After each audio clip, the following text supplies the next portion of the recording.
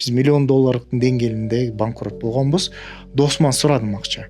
Анткени юрист жалдап $5,000 вопрос турган. Досум отказ кылган, алыс келгенсип менден кайра баланча каргого эсептешип койсоң жакшы болот беле дегенде мен жүрөгүмдү бычак менен тилгендей болду. Бирок биз динге келдик, динди практикалабайт эттик. Бир нерсе менин жүрөгүмдү эметти. Алла таалам бир убакыттан кийин экөөбүздүн ордубузду алмаштырып койду. Ал баягындай мендей көйгөйлүү маселеде, а мен мындай кыргызча айткандай болуп кеттим да. Анан кийин ал мага кайрылып ушундай дегенинен бир жагым надо отомстить деп атат. Экинчи жагым Алла таала мени карап турат, балким бул мага бир кандайдыр бир экзамен дедим да. Кайра чалдым да, анан эмне кылдым? Бүт баарын по факту чечкенге аракет кылдык.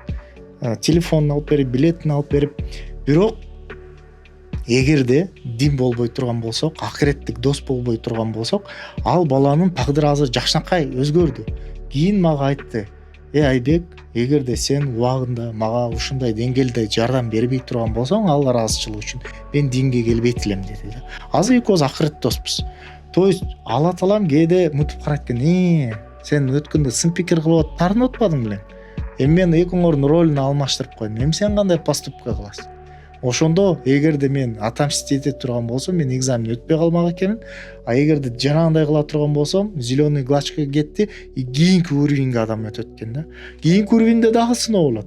Анан кийин адан өтсөң дагы кийинки уровеньге деп адам ушинтип бир машакаттан экинчи машакат менен өнүгүп өсө берет экен.